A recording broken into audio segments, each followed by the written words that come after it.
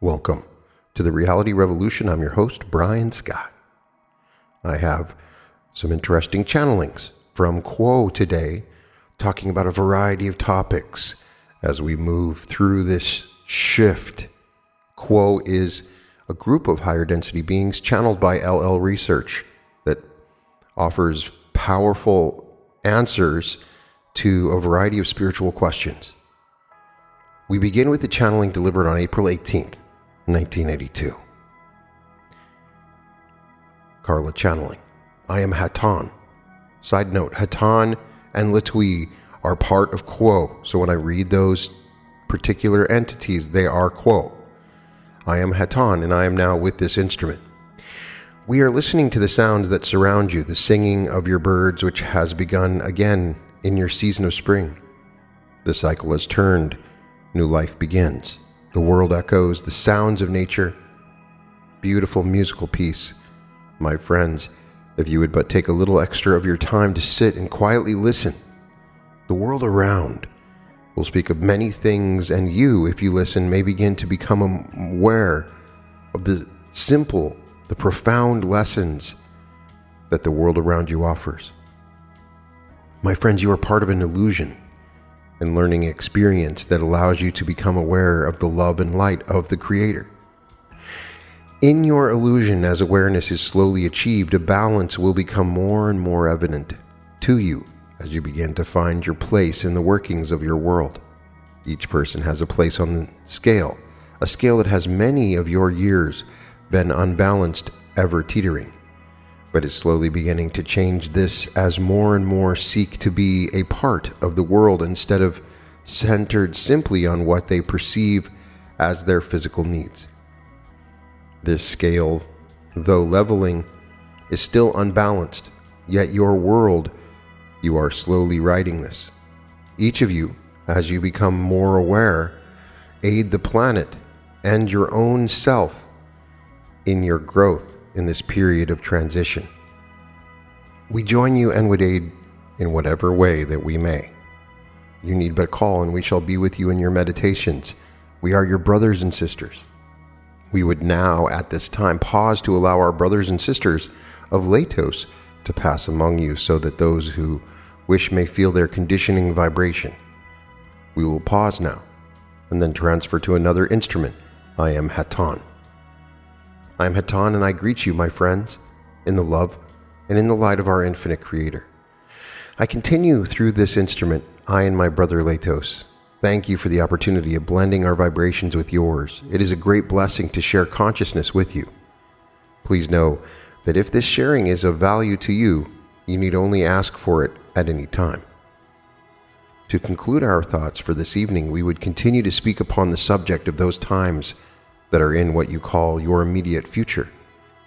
We are aware that this topic is upon the minds of many, and we wish to thank each of you that you have not single-mindedly attempted to discover details of prophecy concerning specific events which are part of your planetary entry into the full dimension of love. My friends, it is not that we cannot speak to you of these things. We would take this opportunity to attempt to express to you our perceptions of the difficulties involved in the transference of specific information through conscious channeling. The contact such as we have through this instrument is a free will contact. This instrument receives impressions of concepts of a crystalline nature that is there below or other than words. This instrument then cloaks these concepts in the vocabulary with which this instrument is most comfortable.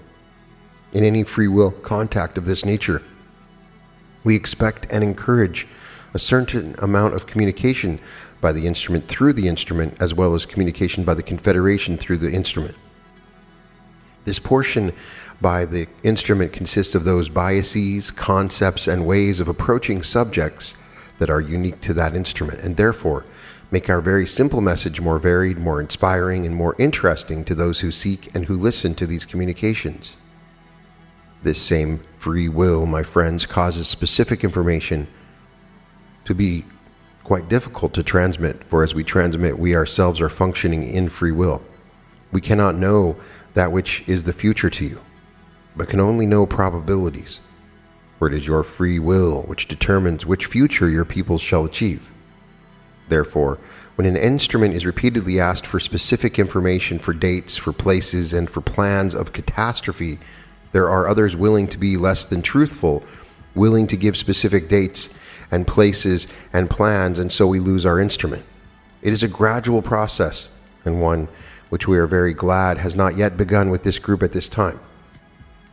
For my friends, there are important concerns in your immediate future, as you call it, that have to do only peripherally with the undoubted fact that the topography of your Earth will change somewhat as a result of the stresses within it at this time, as it must adjust to the new vibrations of the new age, as you call it. That which is important to you, my friends, is your own inner balance, your own inner awareness of your identity, your essence, and your beingness. For as long as you breathe the air of this planet, you'll be able to offer under any circumstances whatever that beingness, that essence, that identity. One of your great poets, many of your years ago, wrote, "Yea, though I walk through the valley of death, I shall fear no evil." This was, of course, a translation from another language, but the concept, my friends, is infinitely important compared to the details of Earth changes. We ask you to be aware that at each moment, presences guard you in life and in death. Your consciousness is not subject to this death. You have, before incarnation, chosen some things which you may wish to do. You did not make these plans with the intention of knowing them ahead. You made these plans knowing that at each point that something was required of you, you would have the free will to choose the manner of your beingness. We realize that in your daily illusion, the events, the cataclysms, the mounting strangeness of the times in which you live may well seem to be far more important than your own disciplined understanding of who you are. But my friends, your seeking of that understanding is the only burden to carry in those days to come. For the more of your identity that you're able to fathom, the greater your light will shine in a very dark world. And like the great lighthouse which guides the ships to harbor and warns of a craggy rock and dangerous gale, those within the view of your simple beingness will gain a safe kind of harbor until they themselves can begin to seek for themselves. The days to come, my friends, are indeed a life and death situation, but these are the ingredients of which your illusion has always been made. That which is different is that the harvest is upon you. Prepare that part of yourself, therefore, which shall endure. Prepare not for catastrophe, but for joy. Not for darkness, but for light. Not for fear, but for hope. And never doubt that you are one with many brothers and sisters who share with you the hope of love and light for all the peoples of the earth. I am Hatan. I leave you with my friends in the love and light of our infinite Creator. Latui. I am Latui, and I greet each of you in love and light. We've been waiting patiently for our opportunity to speak to this group, and this evening our wait has been much easier than usual, for we also have been most engrossed in the message our brothers and sisters of Hatan have shared with your group. We at this time would hope that our encore, shall we say, shall be of equal value or some value approaching that of the message you have heard this evening. We would now ask if there are any questions which we may attempt to answer this evening. Yes, I have one. I believe it is not terribly important, but a curiosity. It seems that a few years back, the message of then were that the harvest was coming, and that there was very little time, not very many people were going to make it. And for the first time I can recall, Hatan spoke to us about the balance, and more people were going to the other side, understanding what this experience was all about. Is this in fact accelerating our people of the earth understanding our purposes more? I am Latui, and am aware of your query, my brother. The people of your planet are now experiencing those times which have been foretold by those whom you call prophets, the so-called last days of your great cycle of evolution. It is during these days that the experiences, the catalyst, and the opportunities for growth shall be increased manyfold, so that each entity upon your planet who seeks in any degree might have available to him or her much more of a fulcrum of energy, so to speak, that shall act as a lever within the consciousness and move it great distances in comparison to where it was and where it could have been moved prior to this time.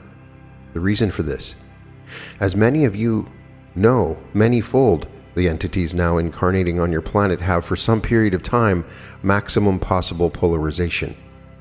Those entities who were nearest the harvest for the time grow short, and only those entities could benefit by now being incarnate on your planet. This fact, when combined with the fact that the inconveniences, shall we say, have well begun and do themselves provide much more opportunity for the seeking, creates a situation in which, if an entity wishes to know the truth of its being, this truth is ever closer and less veiled, shall we say, to the entity who seeks it. For those experiences which seem to be of major or minor cataclysmic effect, those experiences of the, shall we say, sagging economy, of the threats of nuclear war, of the prophecies of great earth changes, of the difficulties in interpersonal relationships, in the confusions of the personal journey of seeking, all these experiences and events magnify for an entity who seeks the truth. The ability to find that truth for each such experience does pose the question for the entity. The question being, what is the meaning of this life in which I experience and see these events? Question. I have a question from LL. Was asking if gypsies were a race apart from others, and perhaps like the Chinese who come from Deneb, from a certain star system or a certain origin that was different than the other peoples of the earth. I am Latui, and am aware of your query, my sister. To recount the origins of those whom your people call the gypsies is indeed a difficult task. For one aspect of these entities that those here are aware of, that being the wandering nature, is a facet which has colored these entities for their entire history, shall we say, upon your planet. These entities, therefore, are of many roots, the majority of which coming from the areas of your Mediterranean Sea, have from times long past been the caretakers of the codes and systems of secret knowledge, that which follows the mystic path. Many schools of seeking the one creator have evolved upon your planet in its past. Each path has been fortified more or less, and its tenets have been propounded within the walls of the secret schools. There have been from time to time attempts by other forces to purge various cultures of these mystery schools and their secret rites, for they were considered other than a normally accepted society, and as is the case even unto this day in your own society, such entities who are too far removed from normal acceptance are often shunned and ostracized. Therefore, these entities known to you as gypsies have as their origins a variety of lands in the area which borders the Mediterranean Sea. Some of these lands being Egypt, Turkey, and Greece. When these mystery schools were attacked, and when efforts were made to cease their functioning, those in charge of the teachings would remain viable and could be passed on in what is called the future to other entities also seeking the same truth. Therefore, those who call the gypsies have been wandering from home to home and land to land and from age to age throughout the history that has been written upon your planet, and few there are of those entities remaining true to the teachings which they sought to preserve unto this day, for all teachings are subject to distortion, to loss, and to forgetting. Question. If I remember my Ra correctly, Turkey was a repository both of people from Mu and for people from Atlantis after both of those lands sank, but mystery schools were Atlantis' strong suit. It would be logical then to suspect that it is Atlantean mystery schools that were the basis of the gypsy store of knowledge. Is that correct? I am Latui, and am aware of your question, my sister. This is basically correct, for the lineage of most of these mystery schools is traced to the Atlantean era, its middle and latter portions, though some few of these schools were in existence as a result of other cultural influences, specifically speaking now of the Egyptian culture, which was able to maintain an identity unique even in the times of the Atlantean culture.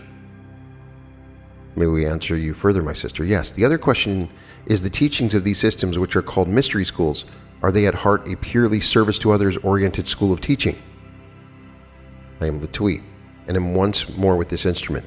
These mystery schools may be generally classified under the areas which you are already familiar with as the tarot, the astrology, and the tree of life, or that which is more commonly known as ritual magic.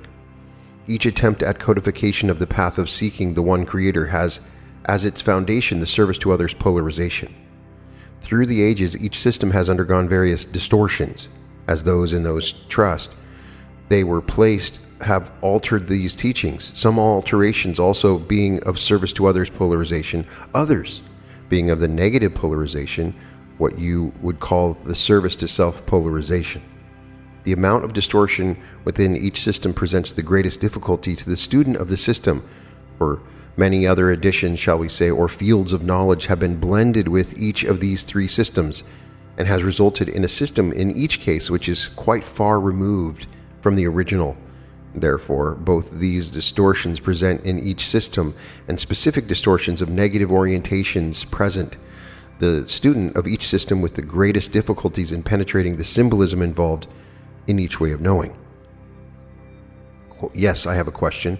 Why is it that some people I know are so afraid of the supernatural or the unknown? They feel that somehow it's something evil, and to me, it's just knowledge. Why do we have this different opinion? I'm Latui, and I'm aware of your query, my sister.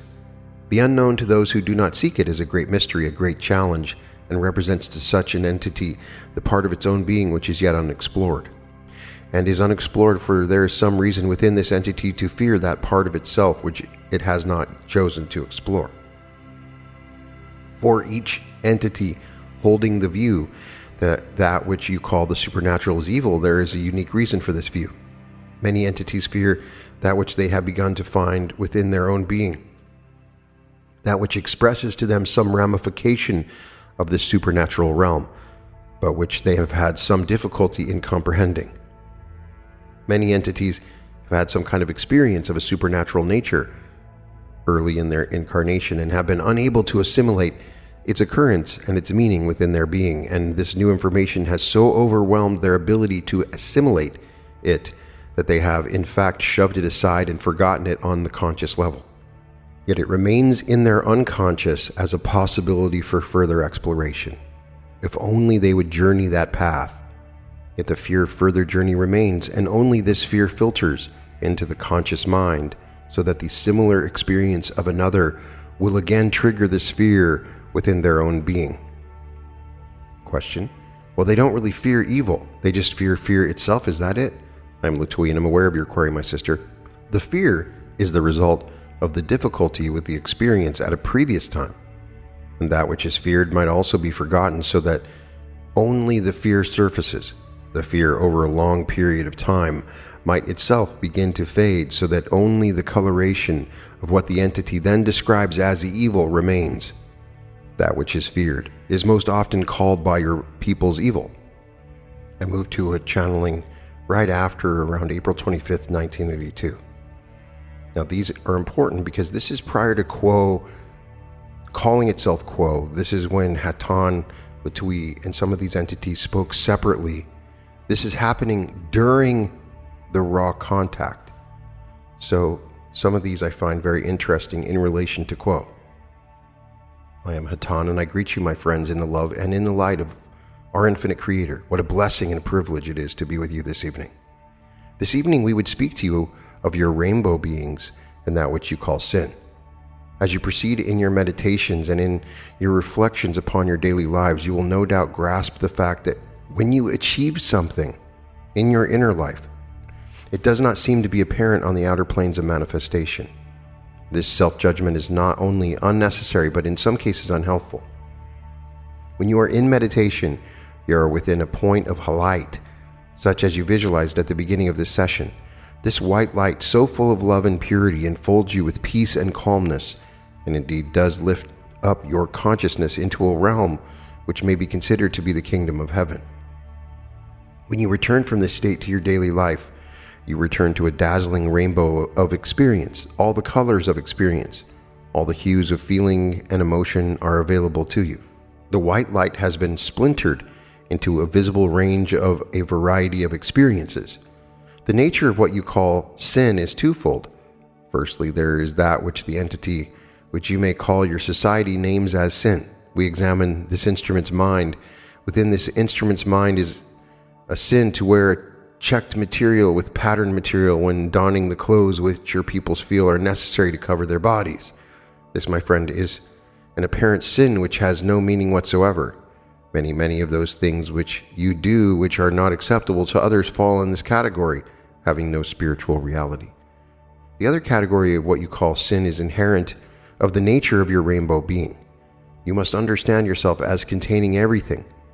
Whatever you see about you or hear in one of your news programs is a mirror to yourself.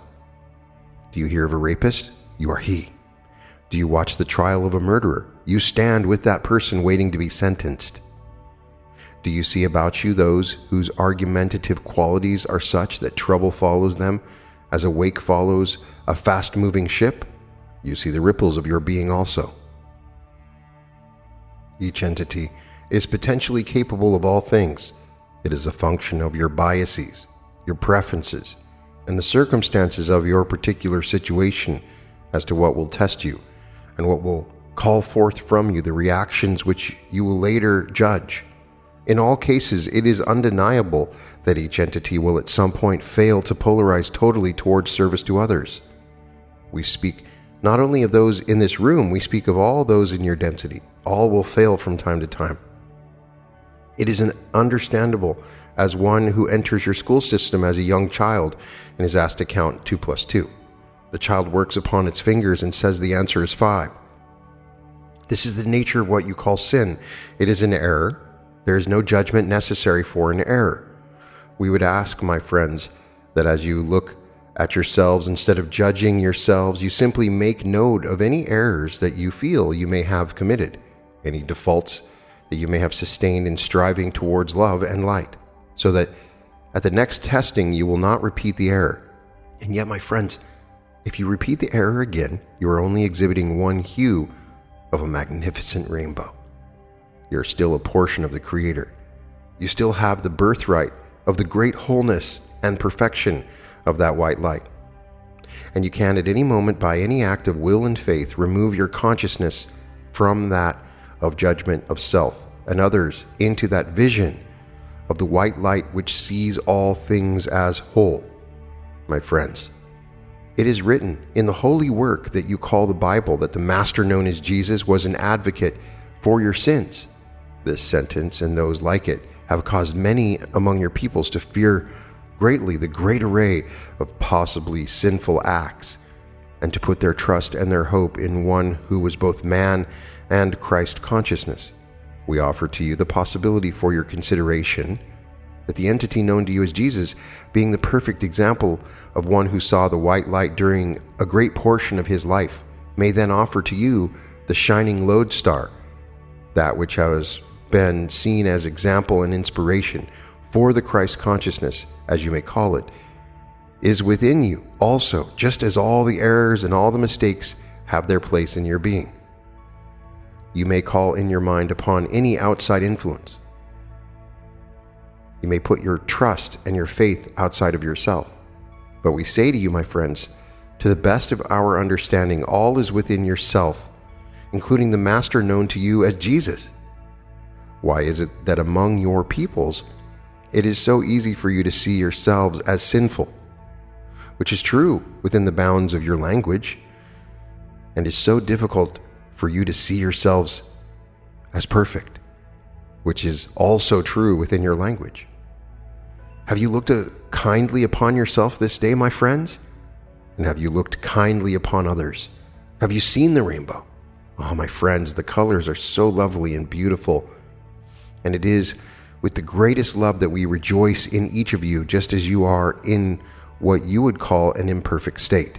Let yourselves too rejoice in the uniqueness of your being, and doggedly and quietly and confidently continue that patient path of finding the white light that has been splintered into every color that you see about you. You are rainbow beings. You may consider yourself as you wish. You may spend your life concerning yourself with how far you have fallen short of the perfection of the Creator. You may scold yourself unceasingly, and having made yourself miserable, may spend a most productive life creating misery for others. Or you may look deeper. How deeply do you wish to look within the colors and the hues? Do you fear that you will find darkness? Be unafraid. You are creatures of the one infinite Creator, creatures of the light that is so powerful that the universe is one and you are one with it. How then can you fear? Whatever you do and have done, and whatever you shall do, does indeed fall short of yourself. How many people vary from your requests of them? Look closely and deeply and carefully and find the source of the rainbow. Every cell of your body is greatly composed of water infused with the white light that surrounds you. How brightly shall you radiate rainbows of being. I leave you now, my brothers and sisters, in the love and the light of our Creator. I am known to you as Hatan. Jim channeling, I am Latwii and greet each of you in the love and light. It is our privilege once again to join this group to offer our service in attempting to answer the questions which each of you brought with you this evening. Question. Let's talk about the white light. If I judge myself because I have failed in something, and if I judge my fellow man, I understand that I diminish the white light about me, and I am somehow of a negative influence as I move about people. Do I understand that pretty well? I am Latwii, my sister. We may say that in general your grasp of this concept is correct. And we may comment further by suggesting that the activity that you may call judgment does provide a barrier through which efforts to proceed in the evolutionary process are halted for as long as that barrier restrains them by its existence. By this we mean to say, when an entity judges the self or any other entity, the entity then is affirming the illusion of separation in that entity, is saying one person or activity is less than another and is to be shunned, when in truth all beings and activities are one. To accept the self, no matter what the activity or behavior or thought, is to accept the self or another entity as part of the one Creator. That is not to say that certain behaviors or thoughts cannot be improved upon to reflect, ever more closer, the unity with all beings, but is to say whatever the experience an entity encounters, whether within the self or within another self, the entity is seeing the Creator experiencing itself. The entity is seeing the opportunity for growth into further realization of that unity presented. To fully utilize that opportunity for growth, one must, if one travels the positive path, accept the activity, the self, and other self involved for this acceptance, then reaffirms the unity of all creation. Question. Lately I've been having dreams that have been coming true, and I was wondering maybe if I may have a certain ability. Could you explain this a little to me? I'm Latwii and I'm aware of your question, my sister. We may comment only generally upon this most interesting topic. We might suggest that indeed, as does each entity, you have certain abilities. These abilities are focused about the general concept of being of service to others. In your particular case, you have a certain openness, a certain receptivity to messages from planes of existence, which are normally considered outside the one which you presently inhabit.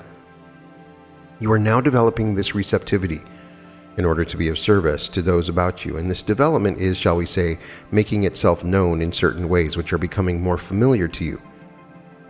But these ways are not themselves the heart of your ability, but only reflections of that ability, much as though one would see a scene reflected in a mirror. Your abilities lie deeper within your being and are of a nature which shall be most helpful in your future, as you would call it, as you begin to bring through certain inspirations and ideas from deeper parts of your own being and other realms, shall we say. Question. I need some information about this, and I would like to have your recommendations on this about a friend of mine who I believe to have a contact with the Orion group. Could you explain to me how I should encounter him or interact with him in daily activities, and explain to me what his contact is? I am Latwii and I'm aware of your query, my brother. First of all, we may not, shall we say, engage in judgment of the source of any type of contact, such as that which you now speak of, for to do so would be to lend a heavy, shall we say, opinion upon the mind of another entity and weight the judgment or discernment in such a fashion as to abridge the entity's free will. Concerning the second portion of your query, we might suggest when you meet an entity which is of a special concern to you, that you treat such an entity as being your own self, which is to say the acceptance of such an entity is of paramount importance. If you feel in your daily round of activities and interactions with this entity that you might be of service by sharing those concepts which are cherished by your own being, this you may do. There might be some suggestions concerning your understanding of how information can be helpful to entities hearing it. You might share, as with any entity, those feelings which are part of your being, but all the while remembering that you speak to yourself. You speak to the Creator, and all words have only the value which the ear hearing them gives them. And each ear and each entity has the right to hear and act according to its own desires. For each entity is the one Creator experiencing the creation and learning those lessons it deems important. That's helpful, what you have said so far. I have another query in the same area. Should I feel any kind of fear in this interacting towards? I was reading in the Raw work about a possible lessening of our positivity because of this interaction. Should I be afraid of that, or should I look at this as possibly a catalyst in helping myself learn and possibly this other individual? I'm Latui, and we are aware of your question, my brother. To begin, there is no need for fear, for fear is that energy which is most used and fed upon by those entities you describe as negative. The method or means of interaction with any entity to be most helpful to all concerned must needs be that action which reflects love, self-acceptance, and compassion for all concerned, for this reaffirms the path of positivity, the reality of the unity of all creation. To fear is to assume that the illusion of separation is correct, for to fear is to engage in that separation by feeling some part of the unity stands apart from yourself and is other than yourself and has some intention of harming you. Though there are those within the creation of the Father which pursue this path and would intend such harm, it is but an illusion to those who travel the path of positivity. For those on this path within the heart of their beings know that all is one and that there is no need for fear of the self. Question: is there, by interacting with this individual, will any harm come to our group? I'm Latui, and I'm aware of your question, my brother. To continue, we may not predict your future, for we are unable to determine the path which an entity may take. Therefore, the effect is unknown, though we might suggest chances are quite small, given your present orientation, that there would be any deleterious effect on your group. Question: would you comment on the prevalence of cancer? I have so many friends who have died of cancer, and there seems to be no cure that we know of so far. Why so much cancer? I am Latui, and I'm aware of your query, my sister. The cycle of evolution which is now ending upon your planet shall be finished, shall we say, by those entities which have the greatest chance of graduating from this cycle into the next. These entities now incarnate and have been incarnating upon your planet for some time. Such entities before incarnation realize that there is a certain distance, shall we say, that must be traveled, certain lessons that must be learned before the graduation may be achieved. Therefore, these entities are most likely to program great opportunities for learning into their incarnations. These opportunities serve as catalysts for growth in a great variety of areas. At this time upon your planet, there are catalysts of great intensity being provided by such entities for the learning of the lessons needed for graduation. One of these catalysts, as those who have read further in what you term the raw material have discovered, is that catalyst known as cancer. The cancerous growth is usually a result of an entity's inability to balance the emotion which you call anger with the emotion that you call love. Those entities who feel the anger, the frustration, the heat of the emotion of separation for any other entity or for the self, or even a situation, are providing themselves with the catalyst known as cancer. If the entity is unable to accept, forgive, and love that entity or situation from which the anger was first felt, the anger is like the cells within the body, which begins in one location, fed by the great reservoir of energy known as anger. The cells begin to grow and spread, nourished by the heat of the anger. And when this anger then is not balanced with love, the cancerous condition does begin to consume the entity which first began the generation of anger. For each entity upon your planet is every other entity, and when anger is felt toward any, it is reflected to the self, and this reflection of the heat of anger does begin to consume the entity which began it. The simple cure, as you would call it, for the catalyst known as cancer then, is the acceptance, the forgiveness, the loving of that which first felt the anger. Question: I have had this back pain for so long, sometimes worse, sometimes better. I asked the Christ consciousness a couple weeks ago to remove it and heal my body because the New Testament indicates that is possible, and the thought came, heal yourself. Would you comment on that? I am Latui, and I'm aware of your query, my sister. Any ailment, be it physical, mental, or even that known as spiritual, has a lesson to teach.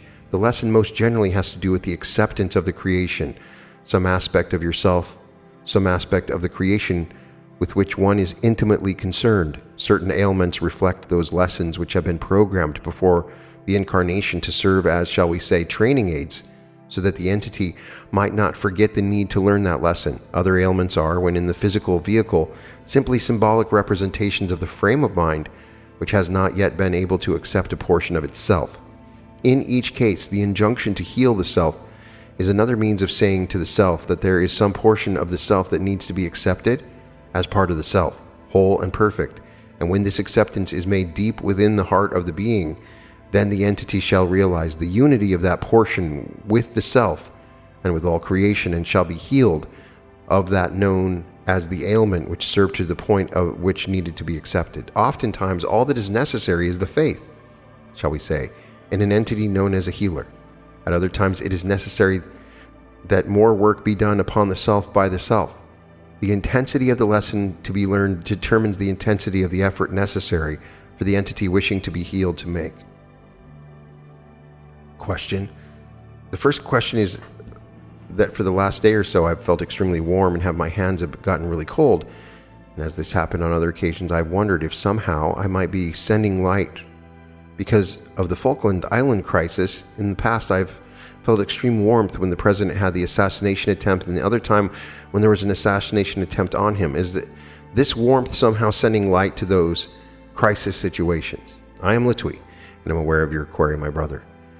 Though each entity has its own unique means of dealing with these situations, which your peoples call crises, we may not comment upon the particular means of any specific entity in its response to such a situation, for it is most important for each entity to look upon those experiences of its complex of mind, body, and spirit for its own inner guidance. We may suggest beginning with the supposition which you have just articulated in your meditative state, and allowing that supposition to travel its own path in your mind, thereby revealing to your own awareness the cause of the sensations which you have explained. That explains that. Thank you on that. I have another question. I was reading in the raw material about blockages that occur in our energy centers. This will probably be in violation of my free will, and you can't answer it, but can you tell me if I have any major blockages now? I am Litui, and I'm aware of your query, my brother. We may begin by agreeing that to comment upon the specific configuration of an entity's energy centers would be an infringement, for each entity must find these blockages and begin the process of balancing through its own efforts. Otherwise, there would be no reward for the entity to reap. The reward then would go to our complex, and we would not wish to take this from another. We might suggest in general that if an entity exists upon your planet in the third density, the entity has blockages in the energy centers, for this is simply another way of expressing the fact that each entity has incarnated to learn certain lessons. Before a lesson can be learned, there must needs be the distortion called a blockage of the knowing or the learning of that lesson. A bias must exist in one direction before it might be balanced with a bias in another direction. Each entity therefore seeks to learn what configuration of blockages is unique into its own being. When an entity becomes consciously aware that it seeks to evolve in mind, body, and spirit, then the entity is ready to travel that path through the energy centers, which reveal to the entity those areas that are blocked, those areas that are open, and shall reveal to the entity the path of its own unique spiritual journey. Question. In the raw material, it talks about one of the ways the Confederation makes contact now is through dreams, what we call dreaming, and I was wondering, a friend of mine this week, the last couple of months, I've noticed very definite spiritual growth, and this last week he did some sleepwalking and woke up with somewhat of a positive message. Was this an example of what I refer to in the raw materials? I'm Latui, and I'm aware of your query, my brother. We do not mean to be short, shall we say, of information, but again find it an infringement to comment upon a specific experience, for experiences of this nature occur to entities for the very purpose of providing a mystery which must be solved. The entity so experiencing this mystery then hopefully shall be intrigued to pursue the mystery to its solution. The path of pursuing this mystery does then provide the entity with an exercising of the spiritual desire to seek the truth. To exercise this desire is to strengthen it, and in the seeking shall come the fruits of the seeking, and when the mystery has been solved, then that portion of the seeking will have served its purpose for the entity. We might suggest in general that experiences such as this experience are those which can be used by Confederation entities, by personal guides, shall we say, and by other portions of the entity's own being, those portions being within the subconscious mind. Each of these particular types of communication has a purpose, and that it provides a mystery which then inspires the seeking further. Question: I should be grateful because I've never had any physical pains, but I would like to get more energy. Is there any particular pattern or method that a person can use to obtain more energy? I am Latui, and am aware of your query, my sister. That which you seek as the increase of the energy level of your complex of mind, body, and spirit has many potential sources of increase. We would spend a great deal of time explaining each, but this would be the work of many sessions such as this one. In general, we may comment by suggesting that the care of the vehicle that you inhabit in its physical and mental form by the proper and unique configuration of food intake, of rest, of exercise, and of the stimulation of the mind complex in its developing of a framework for the spiritual energies to pass through are, of course, the most general and helpful means of increasing the energy levels of your complex of mind, body, and spirit. As an entity undertakes the path of the spiritual seeker, these general suggestions may be altered, for each entity shall experience these sensations of the vehicle which it inhabits, which reflect the, shall we say, efficiency of those lessons which it has incarnated to learn. Therefore, as an entity becomes more conscious of its own spiritual seeking, those suggestions which we have given as general guidelines might be greatly altered depending upon the entity's unique means of learning lessons and upon the entity's success in learning those lessons. For example, it might be that as an entity becomes more sensitive to its environment, as it becomes more attuned to the unity of all creation, that certain foods in their grosser forms might need to be eliminated from the diet. When in the beginning stages of the seeking, these foods were felt to be the most helpful and provided the necessary ingredients for the energizing of the vehicle. Therefore, we cannot say specifically what would be most helpful for increasing the energy levels of your own complex of mind, body, and spirit. For to do this would be an infringement upon your own seeking, which you now undertake. We may comment in general upon your desire to increase this level of energy by suggesting that within your meditative state, you may be able to discern those means of increasing that energy level by certain activities. This type of meditation might begin by viewing the entity which is yourself as it proceeds through its day and encounters that known as fatigue, and view this process as a series of lessons that are being attempted. By gaining the overview, shall we say, of your particular means of learning, you may also increase those levels of energy you now feel are in deficit. May we answer you further, my sister?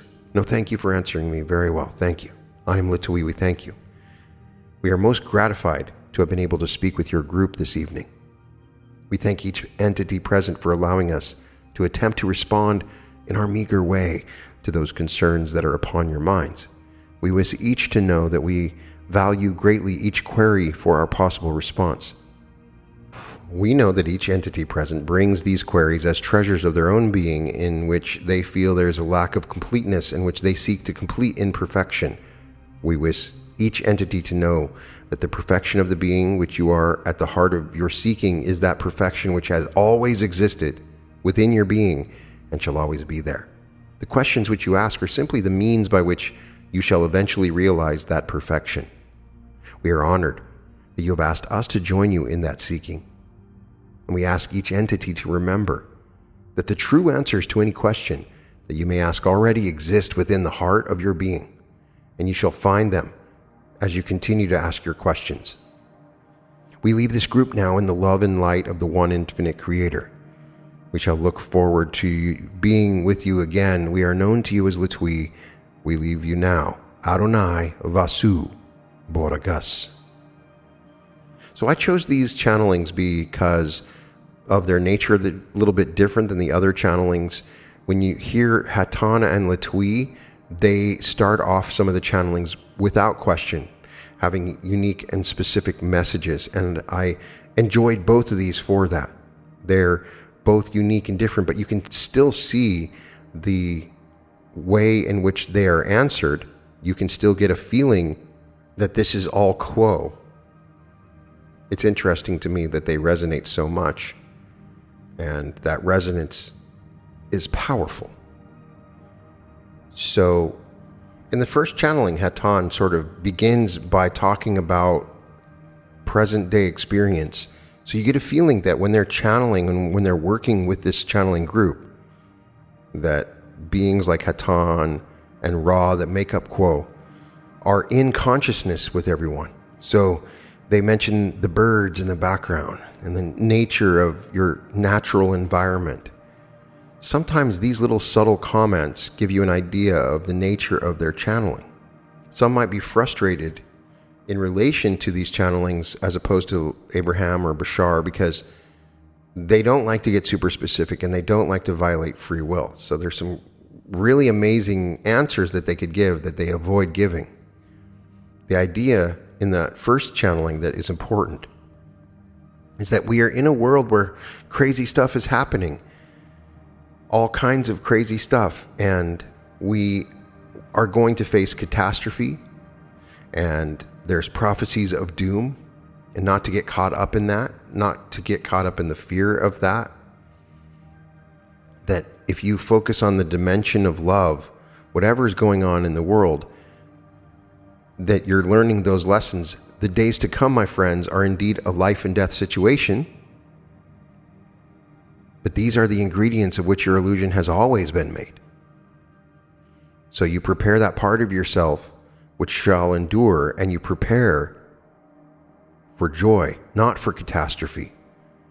Don't over amplify messages that say on this particular date something terrible is going to happen. The bad guys are going to destroy the earth. The evil cabal is coming to destroy everything. All of that stuff creates fear, and it is not your focus, even if it's all true. You want to prepare for joy. Don't prepare for the bad stuff that's happening. And we get a very fundamental lesson from this, that if you feel in separation from those around you, that you must remember that they are you. So when you look at the rapist on TV, it's you. When you look at the murderer, it's you. These are all ripples of your own consciousness, and the world around you is a reflection of you. They continually tell us to embrace this. Neville Goddard tells us to embrace this. Joseph Murphy tells us to embrace this. Reality Transurfing talks about the mirror world. It's the one thing they all have in common. Everything is a reflection. So battle the part of yourself that claims that you are separate from others, that claims that you're superior to others, that looks at those terrible people that you see online and says, they're nothing like me. I don't consider them in the same realm as me. Let go of your anger that builds up in these situations, because it's creative and it can cause cancer, as we learn from this. It's the distortion of anger that causes this. That's the catalyst that's there. So you're constantly learning this unifying message that all around you is you, the creator. So stay on your path in learning and remember these subtle and important suggestions that what you see around you is you, and go within to resolve this separation within you. And you will learn the lessons of love in the most fantastic ways when you learn to love those that you seemingly dislike. Learning to balance these emotions is important.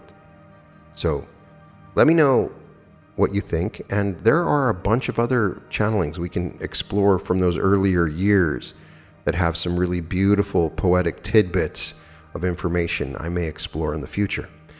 In any case, you can find all episodes of The Reality Revolution at therealityrevolution.com.